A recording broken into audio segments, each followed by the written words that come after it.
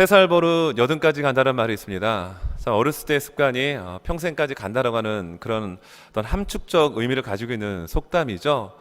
오늘 성경을 보면 그 사자굴 속에 들어갈 수밖에 없는 무시무시한 그 법령이 제정됐음에도 불구하고 그것을 또 알았음에도 다니엘은 그것을 거부하는 신앙적 결단의 모습을 오늘 본문이 우리에게 보여주고 있습니다. 여러분, 다니엘서 1장에서는 포로로 잡혀갔던 다니엘과 다니엘의 3명의 친구가 우상 앞에 드려지는 음식, 그것이 아무리 고단백질의 산의 진미를 할지라도 하나님께서 원치 않는 음식이기에 우리는 먹을 수 없습니다 라고 믿음의 어떤 결단 내리는 장면이 나오죠. 이 부분을 우리가 2주 전에 또 말씀을 통해서 살펴보았습니다. 10대 질풍노도를 통과하는 티네이저의 나이임에도 불구하고 오직 믿음, 오직 하나님 앞에서의 반듯한 신앙을 지키겠다라고 하는 그들의 굳은 결의, 이것이 그들에게 좋은 습관이 되게 됩니다. 그리고 오늘 본문에 나오는 이 다니엘은 이제 인생의 환혼기에, 그래서 죽음을 맞이해야 되는 그런 80이 넘어간 나이임에도 불구하고 세상과 타협하지 않는 오직 믿음을 향하여 오직 하나님 앞에서의 순결한 그 믿음의 결단과 고백을 오늘 이 10절의 모습에서 우리에게 잘 보여주고 있습니다. 여러분, 이 세상을 살아가다 보면 우리가 참 많은 유혹을 받게 됩니다.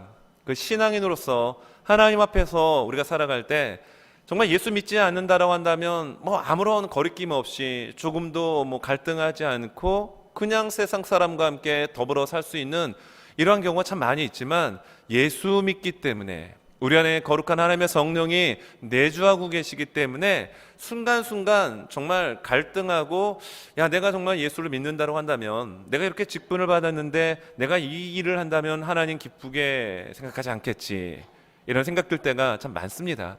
물론 또 그런 생각이 당연히 들어야 되고요. 그러한 순간의 기로에, 어떤 선택의 기로점에 있을 때 우리는 오늘 다니엘이 보여줬던 오직 세상과 타협하지 않고 믿음의 결정과 그 길을 꿋꿋이 걸어가는 이 모습이 우리 교회 공동체의 모습과 저와 우리들의 모습이 되어지기를 여러분 소망합니다. 사단은 우리를 언제나 유혹합니다. 어떻게 유혹할까요? 한번 해봐, 어때? 남들 다 하는데 그래, 너만 유별나게 왜 그러니? 한번 해봐, 괜찮아, 하나님은 중심을 보시거든. 이런 식으로 우리에게 접근해 옵니다. 그래서 그 사돈의 달콤한 그 말 가운데 그럴까 하고 한번 넘어가다 보니 그것이 여러 차례 반복되다가 보면 어느덧 하나님과의 관계가 멀어지고 소원해지고 사단과 친밀해지는 이런 경우를 여러분 자주 접할 수 있다는 겁니다. 여러분, 사단에 한번 해봐, 어때? 남들 다 하는데 이번 한 번만 하면 돼. 여러분, 그런 사단의 달콤한 유혹의 목소리가 들릴 때 그것을 과감하게 쳐낼 수 있는 여러분 믿음의 그런 어떤 이 다운로드링을 받을 수 있는 저와 우리 모두가 되실 수 있기를 예수님의 이름으로 축원합니다. 우리가 읽었던 이 다니엘서 6장 10절의 말씀은 2월 한 달 동안 우리가 함께 암송해야 될 말씀이기도 합니다.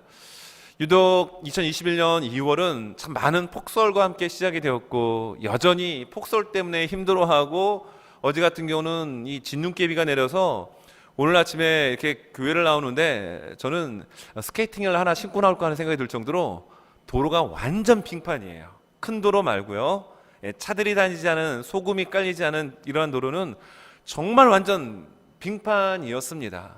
참 2월 한 달 동안 많은 폭설, 기록을 경신하는 이러한 이 기상 변화들, 그리고 당장 우리가 이 교회 문을 열고 나가더라도 허리에 힘을 바짝 주고, 그리고 특별히 구두시는 분들은 정말 100배 만배 긴장하고 걸어야 될 정도로 온 세상이 빙판이 된 이상한 그러한 2월달을 우리가 지내고 있습니다. 이러한 2월달을 지내는 가운데 있어서 여러분, 이번 다니엘서 6장 10절의 말씀을 우리의 마음판에 새기고, 다니엘처럼 내가 정말 세상과 타협하지 않고 믿음 있는 신앙인의 모습으로 살아야 되겠다. 세상은 우리로 하여금 자칫 긴장의 끈을 놓으면 넘어지게끔, 미끄러지게끔 달콤한 유혹의 소리로 우리에게 접근해 올 때 과감하게 그것을 끊어내고 과감하게 믿음의 선포를 하면서 믿음의 정도를 향해 달려나갈 수 있는 저와 우리들의 모습이 될 수 있기를 여러분 기대해 봅니다. 여러분, 설교의 제목이 타협하지 않는 신앙입니다. 여러분, 타협하지 않는 신앙이 되기 위해서는 어떻게 될까요? 3가지의 내용으로 말씀을 전하고자 합니다. 여러분, 타협하지 않는 신앙이 되기 위해서는 첫째, 하나님의 비전을 여러분 볼 수 있어야 된다는 겁니다. 다시 말하면 하나님이 어떠한 분인지를 여러분 정확하게 알 때 우리는 흔들리지 않게 됩니다. 세상의 잘못된 비성경적 요소의 가치와 여러분 타협하지 않게 됩니다. 여러분 성경의 말씀 오늘 10절 상반절을 한번 보면 이렇습니다.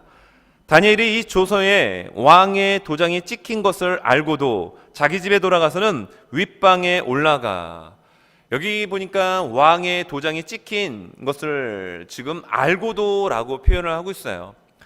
어떤 도장이 도대체 어느 조서에 찍혔기에 그것을 알고도 윗방으로 다니엘이 올라갔느냐라는 것이죠. 여러분 여기에 대한 부분은 잠깐 배경을 설명하고 오늘 말씀으로 좀 진입하겠습니다. 여러분 오늘 성경을 보게 되면 오늘 성경에 나오는 왕은 다리오 왕입니다. 이 다리오 왕은 바벨론 나라가 멸망하고 이제 메대와 바사라고 하는 연합국의 나라가 들어서게 되는데 이것이 한 2년 정도 진행이 됩니다. 그런데 여기에 나오는 다리오라고 하는 왕은요, 잠깐 지도를 보면서 설명하겠습니다. 지도를 보면 여러분들이 보는 지금 오른쪽 밑에 부분에 보면 바사라고 하는 나라가 나오죠. 그리고 그 위에는 메대라고 하는 나라가 나옵니다. 그러니까 메대는 형님의 나라고 밑에 있는 바사는 동생의 아우의 나라입니다. 그러니까 이 두 나라가 서로 왕과 왕과의 어떤 결혼을 하게 돼요. 이렇게 사이에서 태어난 왕이 그 유명한 고레스라고 하는 왕입니다. 그러면 오늘 본문에 나오는 이 다리오 왕은 어떤 왕이냐? 고레스의 삼촌이 되는 사람이에요. 그러니까 오늘 본문은 어떻게 우리가 봐야 되냐면요, 5장 후반부는 바벨론 나라의 마지막 왕 벨사살 왕이 죽게 됩니다. 그리고 다리오 왕이 되는데 엄밀히 말하면 바벨론이라고 하는 나라를 고레스가 무너뜨리게 됩니다. 근데 5장의 내용을 보게 되면요, 여러분 벨사살 왕이 1000명의 귀인들을 초대해가지고 화려한 파티를 엽니다. 근데 그 바깥에는 메대와 바사의 연합군이 공격을 하고 있는 상황이었습니다. 아니, 바벨론 왕 벨사살이 정신이 나갔나요? 왜 1000명의 귀족들을 모여놓고 여러분 화려한 파티를 열죠? 그만큼 자신만만했던 겁니다. 바벨론이라는 성은요, 외벽, 내벽 이중으로 되어 있습니다. 두께가 8m에 가까워요. 그러니까 4마리의 전차 마차가 양쪽으로 다닐 정도의 두꺼운 벽이 이중으로 되어 있습니다. 높이는 대략 한 15m입니다. 여러분 이 성을 누가 이거 무너뜨리고 넘어올 수가 있겠어요? 더더군다나 지리적 이점이 있었어요. 유프라테스 강이 그 바벨론 성 도성을 휘감아 가지고 지나가게 됩니다.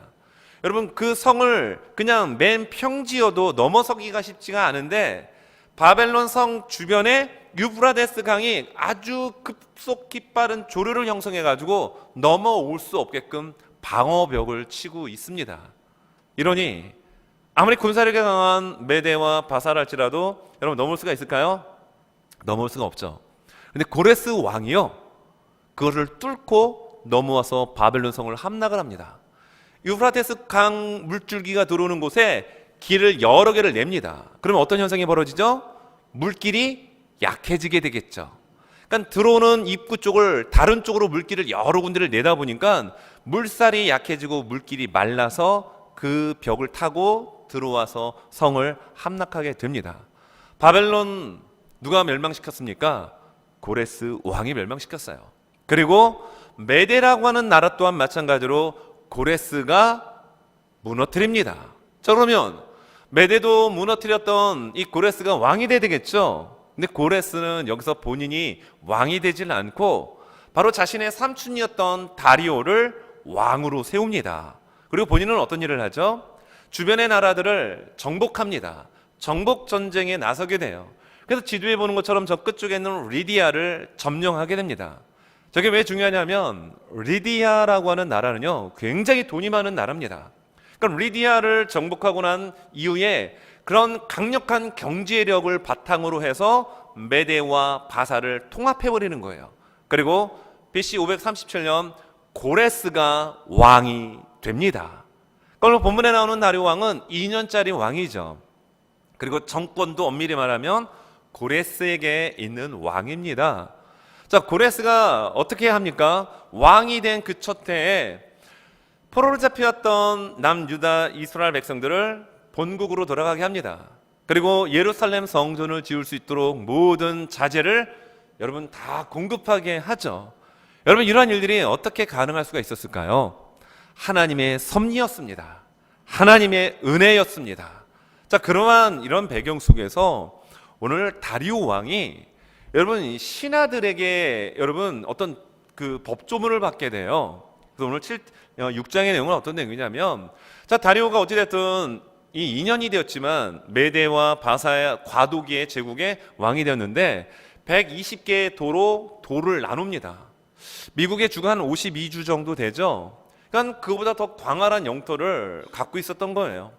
그러니까 120명의 도지사, 주지사를 세우게 되고 그것을 통괄할 수 있는 총리 3명을 세웁니다. 여러분 총리를 3명 세웠다는 것은 무슨 얘기죠? 힘을 분산시키겠다라는 거죠.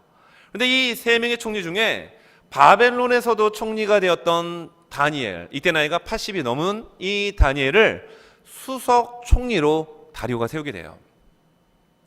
아니 나라가 지금 바뀌었습니다. 여러분 정부가 정권이 바뀌더라도 기존에 있던 모든 관료들은 여러분 자리에서 물러나고 새로운 사람들이 발탁돼서 여러분 인사위원회가 구성이 돼가지고 자리를 꿰차게 되는 것이 일반적인 거 아닌가요? 더더군다나 정권이 바뀐 게 아니라 나라가 바뀐 겁니다. 바벨론은 망했고 새로운 메대와 바사 제국이 들어섰는데 그 망한 제국의 총리였던 다니엘을 여러분 총리로 세우는 것도 이 사람들의 입장에서는 배알이 꼬이는데 지금 기분이 언짢은데 거기다가 총리 3명 중에 수석 총리로 다니엘을 세운 겁니다. 기분이 매우 나빴겠죠. 나라를 위하여 목숨을 바쳤던 개국 공신들에게 돌아온 것에 비하면 아무것도 안 한 더더군다나 적국의 나라였던 다니엘이 수석 총리가 된 것에 대하여 매우 심기가 불편했던 겁니다. 그래서 이들이 음모를 꾸밉니다. 저 다니엘을 한번 탈탈 털어보자. 그러니까 청문회를 한번 비밀 청문회를 개최했던 겁니다. 그러니까 여기도 털어보고 저기도 털어보는데 걸리는 게 하나도 없는 거예요. 그래서 결국 그들이 어떻게 하죠? 이 다니엘은 너무나도 깨끗한 사람이기 때문에 다른 데서는 우리가 흠을 잡을 수 없다. 그래서 결국 신앙적인 면으로 여러분 흠을 잡기 시작합니다. 그래서 만들어진 조서가 무엇이죠? 다리오 왕에게서 얘기합니다. 왕이여, 왕은 만수무강을 하소서.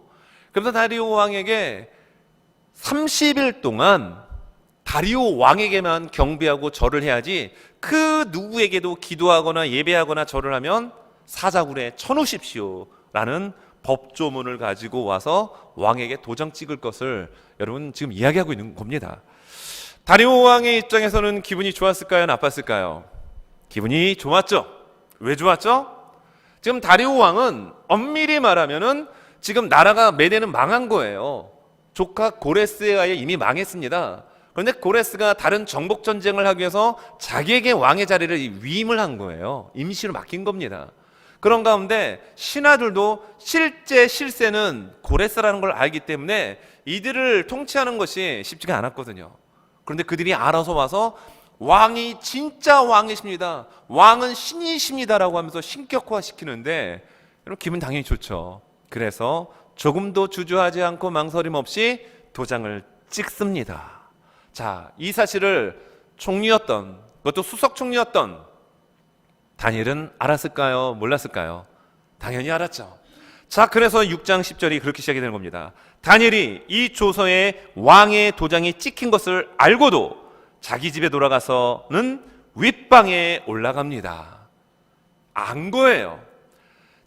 내가 지금 하나님을 경배하고 하나님께 기도하면은 사자굴에 들어가 사자밥이 된다는 것을 알고도 다니엘은 지금 그들의 이야기 가운데 타협하지 않고 여러분 신앙을 고수하고 있다는 겁니다.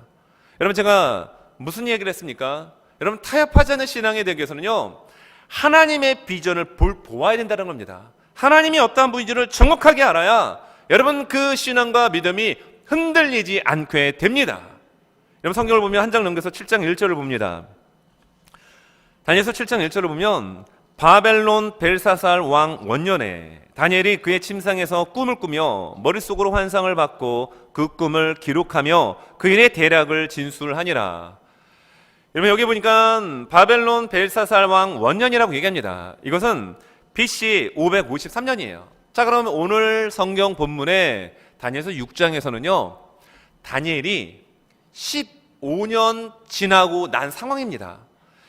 7장 1절에서는 15년 전이에요. 그러니까 67세에서 69세 사이입니다. 그리고 오늘 다니엘서 6장에서는 80이 넘은 나이입니다. 무엇을 말하고 있죠? 다니엘은요, 다니엘서 7장에서 네 가지 짐승의 환상을 봅니다. 이 네 가지 짐승은 느부갓네살 왕이 꿈꿨던 다니엘서 2장의 그 신상과 같이 맥을 해서 같이 봐야 합니다. 다시 말하면 바벨론이 망하고요, 그리고 페르시아 제국이 들어서고 알렉산드리아, 그러니까 그리스 헬라 나라가 들어서게 되고 로마 나라가 들어설 것을 하나님께서 느부갓네살에게 꿈을 통하여 알려주셨죠. 근데 이 꿈이 다니엘서 7장에 다니엘에게 정확하게 또 임합니다. 마지막 종말의 때에 적그리스도가 출현할 사실에 대한 부분도 하나님께서 다니엘에게 이미 보여주셨습니다. 이 부분은 2월의 마지막 주 주일 설교를 통하여 좀 더 구체적으로 설교하도록 하겠습니다. 여러분 여기서 보니까 다니엘이 벨사살 왕 원년에 오늘 성경 6장에서 조서에 도장이 찍힌 것을 알았던 그 나이를 기준으로 해서 15년 전에 이미 하나님의 환상을 본 겁니다. 하나님께서 나라와 제국을 어떻게 이끄실 것인가에 대한 분명한 사실을 보았습니다. 그리고 진짜 바벨론이 망했습니다. 여러분, 일련의 이런 모든 상황들을 다니엘은 하나님의 계시를 통하여, 환상을 통하여 여러분 본 사람입니다. 여러분 흔들리겠습니까? 안 흔들리겠습니까? 안 흔들리죠. 하나님이 어떠한 분인지를 아시는 분, 하나님을 경험한 분, 하나님의 뜻을 분명히 아는 사람은요, 어떤 유혹 가운데도 흔들리지 않고 여러분 결코 타협하지 않습니다. 다니엘은 환상을 본 사람이에요. 하나님의 제국을 어떻게 움직이실 것인가에 대한 세계의 역사의 재편을 본 사람입니다. 그러므로 그는 흔들리지 않습니다. 이 조서에 도장이 찍힌 것을, 자신이 죽을 것을 알면서도 그는 여전히 하나님 앞에 기도하는 자리로 나가더라는 겁니다. 그래서 그는 타협하지 않은 신앙의 진수를 우리에게 보여주고 있는 거예요. 이런 성경을 보면 오늘 본문에 3절을 봅니다. 6장 3절에 보면 다니엘은 마음이 민첩하여 총리들과 고관들 위에 뛰어나므로 왕이 그를 세워 전국을 다스리게 하고자 한지라. 여러분, 다니엘은 어떤 사람이라고 나오죠? 마음이 민첩하다라고 이야기하고 있습니다. 여기에 마음이 민첩하다라는 얘기는요, 딱 상황을 판단해보고 야, 이게 나에게 유리하겠구나, 무슨 기회주의자처럼 자신의 어떤 이해관계, 유익이 되는 일 가운데 아주 재빠르게 민첩하게 움직였다, 이 뜻을 말하는 게 아니고요, 이 민첩하다라고 하는 그 원어적 의미를 번역하면 이렇습니다. 그의 안에 탁월한 영혼이 있었다. 여러분, 다니엘의 그의 안에 무엇이 있었다라는 겁니까? 탁월한 하나님의 성령이 가득하였다, 이걸 말씀하고 있는 겁니다. 여러분, 다니엘에겐 지혜가 있습니다. 그리고 그는 수많은 한 65년의 그러한 정치 생활을 통하여 어떻게 행정을 해야 되고 어떻게 국정을 이끌어가는지, 특별히 다리오가 왕이 다니엘을 수석 총리로 발탁한 중요한 이유가 나옵니다. 그것이 오늘 2절 후반부입니다. 왕에게 손해가 없게 하려 함이었더라. 여러분, 바벨론은 망했죠. 그 망한 나라에, 그것도 80이 넘은 노구의 다니엘을 여러분 총리로 세우는 거, 여러분 다른 그 신하들의 어떤 견제, 그리고 많은 어떤 그 브레이크 거는 소리가 분명히 있었을 것을 다리오는 알았을 겁니다. 그런 상황 가운데서도 다니엘을 왜 수석 총리로 세울 수밖에 없게 됐죠? 다니엘의 능력이 너무 탁월했기 때문이에요. 실력이 엇비슷하면은 자기 지연, 학연, 가까운 사람을 발탁하겠는데 차이가 너무나 버리는 겁니다. 그것이 증명이 된 거예요, 바벨론 제국에서. 그리고 이 다니엘이 꿈을 해석하고 했던 많은 역사적 자료에 의해서 다니엘을 수석 총리로 세우지 않으면 안 되는 상황이었던 겁니다. 그리고 여기 보니까 왕에게 손해가 없게 하겠다. 경제적으로 탁월하게 그러한 모든 행정을 해가지고요, 국가 경제가 아주 튼튼하도록, 아주 튼실하도록 일을 하는 데 있어서 적임자가 누구냐? 다니엘이었다라는 거예요. 여러분, 이러한 상황 가운데서 대적이 되는 고고한 신료들, 또 같은 총리들, 여러분 어떤 생각을 갖겠습니까? 안 좋은 생각을 가졌겠죠. 그래서 그를 어떻게든지 죽이려고 했을 것입니다. 그래서 말도 안 되는 법령을 제정하고 그것을 왕에게 가져가졌는데, 왕은 이야, 신하들이 나를 신임하는구나, 신하들이 나를 믿는구나 라고 하면서 조금도 망설임 없이 도장을 찍게 됩니다. 법이 하나 제정이 될 때는요, 여러분 많은 과정이 있어야 됩니다. 절차가 있어야 돼요. 논의가 있어야 합니다. 근데 다리오는 자신을 위한 걸로 착각을 하고 도장을 찍었지만 결국은 그것은 다니엘 한 명을 제거하기 위한 음모였습니다. 다니엘은 이것을 알았음에도 불구하고 그들과 타협하지 않고, 여러분, 하나님 앞에 경배하는 자리에, 하나님을 만나는 그 자리에 올라갑니다. 이 일이 왜 가능합니까? 그의 마음속에 하나님의 성령으로 충만했기 때문인 거예요. 하나님의 영으로 가득 찼기 때문입니다. 여러분들에게 하나님의 성령이 충만하시길 바랍니다. 우리 교회 공동체 안에 정말로 세상이 주는 가치, 세상이 주는 지식이 아니라 하나님께서 내려주시는 성령의 충만함의 은혜가 넘쳐날 수 있기를 예수님의 이름으로 축원합니다. 여러분들의 자녀에게도, 우리의 다음 세대에게도 이 하나님의 성령이 여러분 가득 찰 때 하나님 그 한 사람 한 사람을 통하여 반드시 영광 받으실 줄로 믿습니다. 여러분, 타협하지 않은 신앙이 되기 위해서는 어떻게 될까요? 두 번째, 기도하는 사람 되어야 된다는 겁니다. 자, 10절 중반절 보니까 이렇습니다. 자, 예루살렘으로 향한 창문을 열고 전에 하던 대로 하루에 3번씩 무릎을 꿇고 기도하며. 여러분, 다니엘은 기도의 사람이었습니다. 비록 그는 포로 신분으로 잡혀갔지만 그는 언제나 하나님을 향한 기도의 사람이었습니다. 순간순간 위기가 다가올 때마다 하나님 도와주십시오,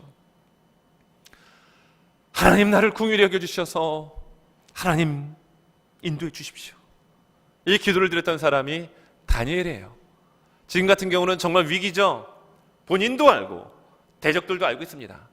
아마도 다니엘의 집에는 지금식으로 표현하자면 수많은 CC 카메라가 설치가 됐을 겁니다. 몰래 카메라가 설치되어 있었을 거예요.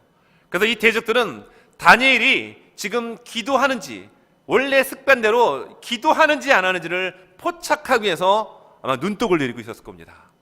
그런데 웬걸요? 다니엘은 예전에 했던 대로 윗방에 올라가서 예루살렘 쪽을 향하는 성 이 창문을 열어 제끼고, 그리고 원래대로 하던 대로 하루에 3번씩 무릎을 꿇고 하나님께 기도하였습니다. 제가 볼 때 아마 대적들이 더 깜짝 놀랐을 것 같아요. 여러분, 지금 비밀 청문회가 있었죠.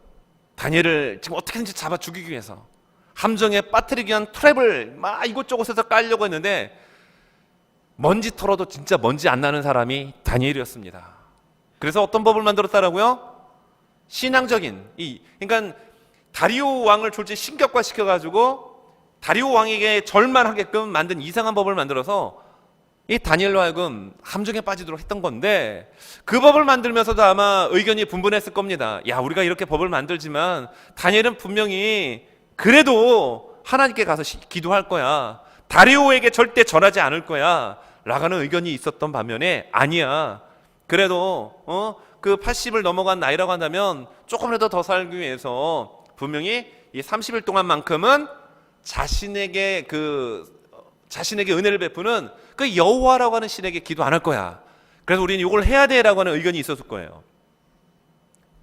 자, 그런데요, 정말 그 다음 날 딱 보니까 보란듯이 창문을 열어 제끼고 보란듯이 무릎을 꿇고 하나님을 향하여 기도하는 장면을 대적들이 봤을 때 얼마나 여러분 당황스러웠겠어요. 그들도 아마 놀랐을 겁니다. 비디오에 찍히는 그 생생한 장면을 바라보면서 그들도 깜짝 놀랐을 겁니다. 여러분, 하나님 얼마나 기뻐하셨을까요?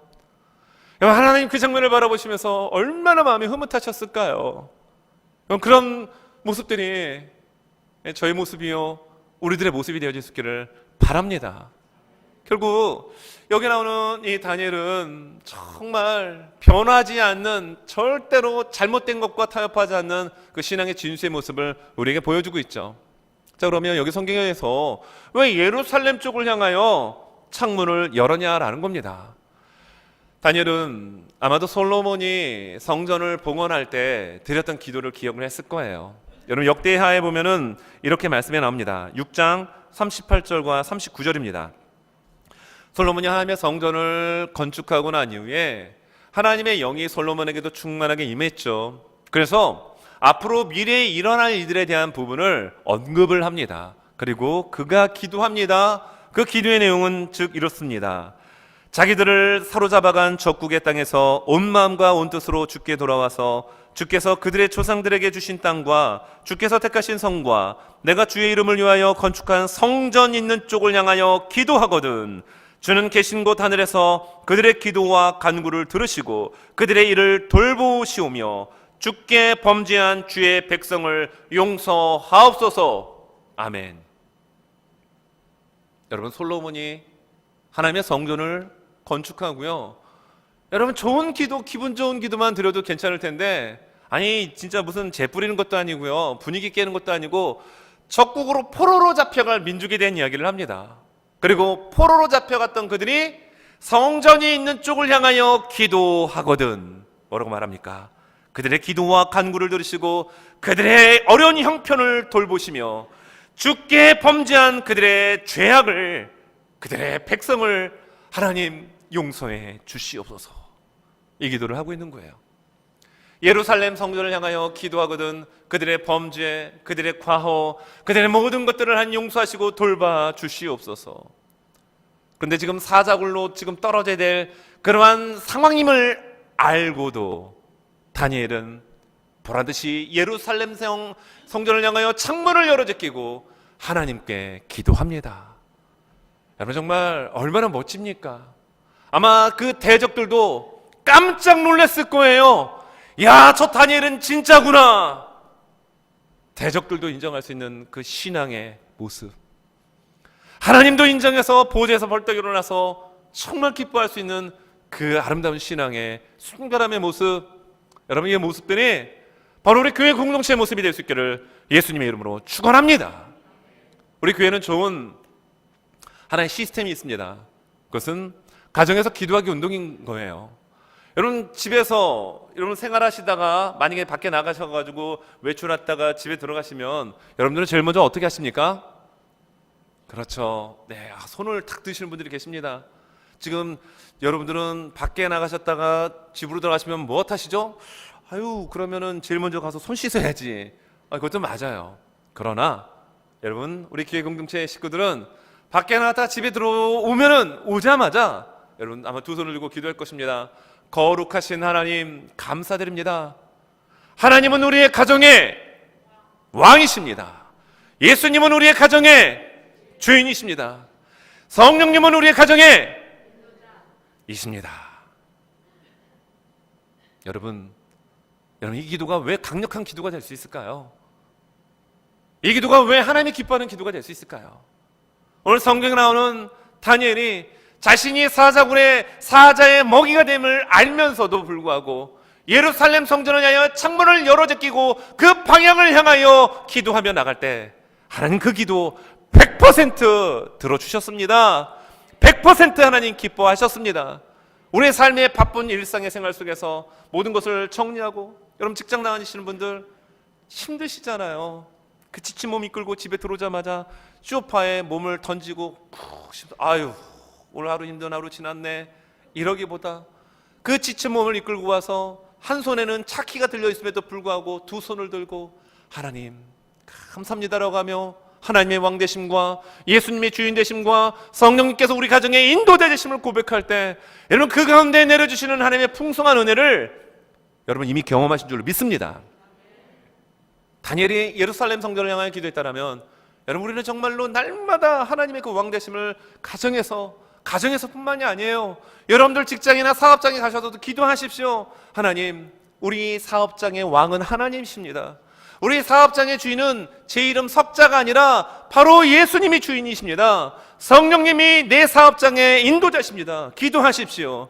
직장이십니까? 직장의 왕이 하나님이심을 선포하십시오. 직장의 주인이 예수를 쏘며 인도자가 성령님이심을 여러분 기도하면서 직장의 하루를 일과를 시작하십시오. 그 가운데 하나님의 놀라운 주의 은혜가 반드시 임할 줄로 믿습니다. 이거는 제가 들은 이야기예요. 실화라고 이야기합니다. 노동 현장, 그러니까 건축업이죠. 보통 이제 막노동이라고 표현을 하죠. 이제 거친 노동을 하는 분이 계셨습니다. 근데 그분이 이제 점심시간마다 이제 도시락을 가지고 와가지고 사람들끼리 삼삼 오오 모여서 도시락으로 이제 점심을 먹는데, 그분은 점심을 먹을 때마다 항상 기도를 하면서 식사를 하신 거예요. 그러니까 주변에 같이 일하시는 분들이 또 이제 그 육체 노동을 하시는 분들이 약간 좀 언어가 직설적이고 거친 부분들이 있잖아요. 그러니까 뭐라고 막 구박하고 핀잔을 주는 겁니다. 아니 밥을 먹는데 뭔 기도를 그렇게 오래 하냐고 한 등등 막 핀잔을 하는 거예요. 근데 이분이 식사 기도를 딱 오래 합니다. 여러분들 식사할 때 식사 기도 하시죠? 당연히 하실 겁니다. 예수 믿지 않는 사람들이 있는 자리에서도 여러분 식사할 때 식사 기도 하십니까? 그때는 어떻게 기도하시죠? 그냥 한번 눈 한번 쓱 감고 얼굴 한번 쓸어내리면서 주님 감사합니다 이렇게 하고 식사하시나요? 아니면 하나님 땡큐 하고 그냥 드시나요? 근데 이분은 정말 하나님 앞에 감사의 기도를 드리는데, 그날따라 사람들이 유독 또 구박하고 막 핀잔을 하는 겁니다. 이때 개 한 마리가 기도 중에 그 도시락을 물고 가는 거예요. 그러니까 눈을 떠보니까 도시락이 없고 개 한 마리가 도시락을 물고 가니까 어떻게 합니까? 간 거죠. 개한테 달려가면서 도시락 뺏으려고. 그러다가 개에 물려있는 도시락을 빼는 순간 뻥 하는 소리가 들린 거예요. 뒤를 돌아보니까 건축 현장이 폭발해가지고 무너져 내린 겁니다. 그곳에 많은 사람들이 여러분 사망하거나 수많은 사상자가 나왔다라는 거예요. 그러니까 제가 그분이 어떤 분인가 이름을 좀 찾으려는데 찾을 수가 없었어요. 이게 슈라라고 제가 얘기를 들었습니다. 작은 도시락, 또 막노동, 노동 현장에서 도시락 하나에 감사의 기도를 드리는 여러분 그 모습 얼마나 귀합니까? 보통 교회에서 뭐 직분자라고 얘기하지만 세상에 나가가지고 여러분 볼 때 여러분 당당하게 정말 식기도를 하고 당당하게 예수님 믿는다라고 얘기하는 거 요즘 시대 쉽지가 않아요. 특별히 한국 문화권에서는 코로나 때문에 언론이 마치 교회를 무슨 코로나의 어떤 근원지처럼 그렇게 매장을 해놨기 때문에 쉽지가 않습니다. 여러분 그런 상황 속에서도 크리스천으로서 예수 믿는 자로서 여러분 정말 기도하는 모습, 예수 믿는 모습을 여러분 드러내야 되지 않을까요? 다니엘이 그런 모습을 보여주는 겁니다.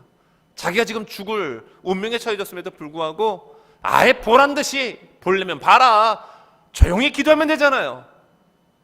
문 닫아놓고 그 안에서 기도해도 되잖아요. 근데 다니엘은 그렇게 하지 않았다니까요.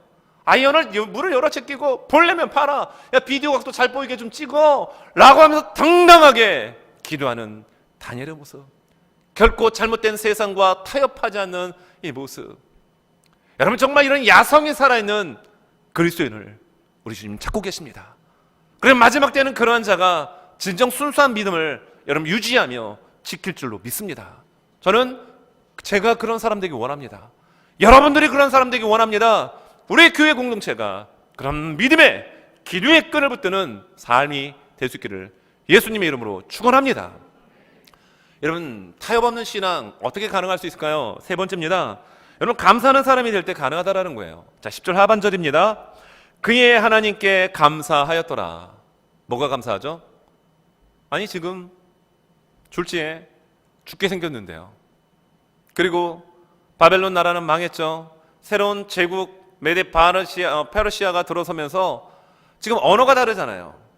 지금 바벨론 언어는 자기가 하지만 페르시아 언어는 또 하기가 어렵습니다. 여러분 한국에서 공부 잘한다고 해가지고 미국 와서 공부 잘합니까? 그렇지는 않아요. 왜입니까? 언어가 다르기 때문이에요. 다니엘이 아무리 지혜롭고 총명하다 할지라도 바벨론이라는 제국에서 십수년간 수십 년간 여러분 잘 통치하고 넘버 투로서의 영향을 잘 발휘했을 줄 모르지만 새로운 언어권, 새로운 문화권의 메데 페르시아의 그 연합 과도기 제국에서는요 제대로 힘을 쓸 수가 없습니다. 언어 잘 안 되죠. 정치 시스템, 모든 시스템이 바벨론과는 또 다르죠. 그런데 다니엘은 그 일을 또 잘 해냅니다. 너무 잘 해내요. 근데 가만히 보니까 자기 편에 선 사람이 없어요. 자기 편에 있는 사람이 없습니다. 여러분 그 상황 속에서 감사가 나올까요? 오히려 자기를 지금 죽이기 위해서 이상한 법 만들어 가지고 여러분 그 법으로 인해서 자기의 생명을 지금 올가매고 여러분 숨통을 조여오는 가운데 있습니다. 그 가운데서 감사 기도 나올 수 있을까요? 어렵습니다. 그런데 여러분 다니엘은요, 어떻게 이 가운데서도 하나님께 감사의 기도를 드릴 수 있을까요? 어떻게 감사의 기도를 드릴 수 있을까요? 저는 다니엘이 어렸을 때부터 그가 지금 80평생까지 살아온 이 삶의 모든 동선이 하나님의 전적인 주권 가운데 사로잡혔음을 알았기 때문이라는 겁니다. 포로로 잡혀오기 전 그는 귀족 출신입니다. 잘 자랐겠죠. 그러나 잘 먹고 잘 살고 소위 말하는 금수저로 자라났기 때문에 감사한 게 아니라 그 가운데서 하나님의 말씀을 통하여 여러분 그는 정말 잘 준비가 된 사람이었습니다. 포로로 잡혀와서 15세에서 17세의 나이에 인재로 지금 발탁이 되죠. 그러니까 3년 동안 또 쉽게 말하면 무슨 아카데미에 들어가서 훈련 코스를 받습니다. 거기서 또 하나님에 대한 믿음을 지키기 위해서 산의 진미에 우상 앞에 드려진 음식 먹지 않겠다라고 말도 안 되는 이야기를 꺼냅니다. 그런데 하나님은 그 가운데서도 다니엘을 붙잡아 주셨어요. 어떻게 보면 위기의 순간, 포로의 신분, 그리고 자칫 잘못하면 자기의 생명도 위태로운 순간순간마다 하나님이 그를 전적으로 붙잡아 주심을 그는 경험했습니다. 그의 친구들 사드락 메삭 아벳느고 풀무불 가운데서 들어갔다가도 살아나오는 경험을 그는 들었습니다. 순간순간 하루의 삶 속에서 하나님이 붙들어 주신 은혜를 그는 날마다 경험하였기 때문에 사자의 동굴이 아닌, 사자의 발톱이 아닌 그 어떤 어려움에 처해진다 할지라도 하나님이 붙들어 주시면 된다라고 하는 여러분 이런 확고한 믿음의 사람이었던 거예요. 여러분 그렇기 때문에 하나님 앞에 기도할 수 있었던 겁니다. 하나님 감사합니다. 내 피로 저 대적들에 의해 가지고 지금 이렇게 기도하면 사자굴로 떨어질 수밖에 없는 것을 알지만 내 희한 몸 사자의 먹이가 되든 아니면 하나님이 나를 어떻게 해서든지 그 자리에서 살려내시든 모든 주권은 하나님께 있음을 나는 믿습니다. 오히려 이것을 통하여 하나님의 영광이 드러나기를 원합니다. 하나님 영광 받아 주시옵소서라고 하는 여러분 이러한 감사의 기도를 드렸던 다니엘의 이 모습을 여러분 성경 다니엘서 6장 10절에서만 우리가 가둬놓는 것이 아니라 이 모습이 여러분 지금 코로나로 힘든 이 시대를 살아가는 저와 우리들의 모습 속에서 여러분 있어질 수 있기를 예수님 이름으로 축원합니다. 감사는 상황에 맞춰 하는 것이 아니라 평소의 삶의 습관입니다. 감사는요, 어떤 삶의 조건과 환경에 맞춰져서 나오는 것이 아니고요, 우리의 삶의 평소의 습관이라는 거예요. 조건이 좀 좋을 때, 뭔가 이렇게 좀 돈벌이가 잘 될 때, 그때는 감사가 나오고, 좀 뭔가 좀 일이 꼬이고 안 되어질 때는 하나님, 내가 하나님을 위해서 얼마나 수고하고 헌신했는데 이게 뭡니까? 내가 하나님 이렇게 응답해달라고 기도했는데 이게 뭡니까? 하나님 살아계십니까? 라고 하는 모습이 아니고요, 잘 되어질 때는 잘 되어져서 감사하고 안 되어질 때는 분명히 하나님께서 이곳 가운데서 아니면 이 상황 가운데서 나를 통하여 내가 변화될, 아니면 내 믿음이 한 단계 더 도약할 수 있는 디딤돌로서, 도약으로서 하나님께서 이 환경을 내게 주셨음을 나는 압니다라고 하며 오히려 그 힘든 상황을 감사로 승화시킬 수 있는 이 모습, 이게 다니엘의 모습이었던 거예요. 이게 왜 가능합니까? 15세 17세 포로로 잡혀서 지금 80의 그 노구의 몸이 될 때까지 수십 년간 늘 하나님의 붙들어 주심을 알았던 다니엘은 그래서 자연적으로 습관에 따라 감사가 나왔던 거예요. 여러분 우리의 감사의 입술의 고백이 어떤 상황에 맞춰서 하는 것이 아니라 우리의 삶의 하나의 패턴처럼 다 자연스럽게 굳어져서 감사거리가 있을 때는 진심으로 감사하고 감사하기 힘든 상황이 있을 때는 그것 너머 가운데 일하실 하나님의 그 역사를 바라보며 여러분 정말 감사할 수 있는 저 우리가 될 수 있기를 바라요.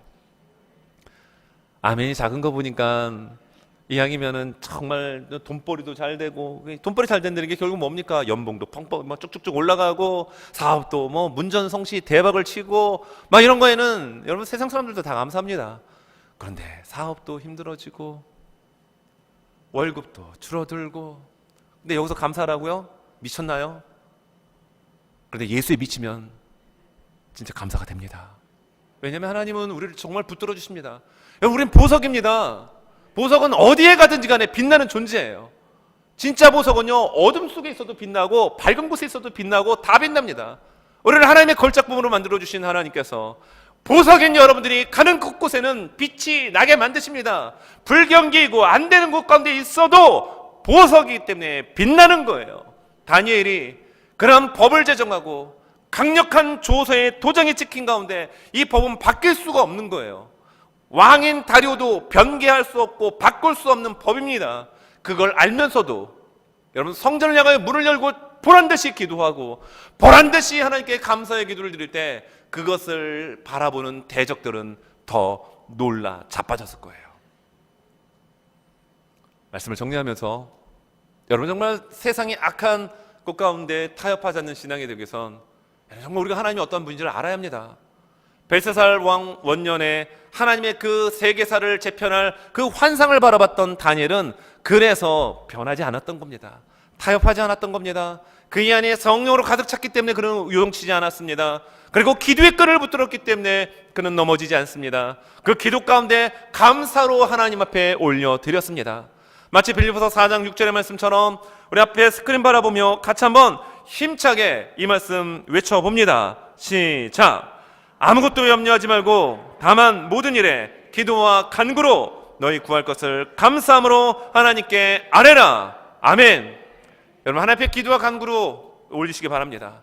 다니엘처럼요. 그런데 어떻게 올려야 됩니까?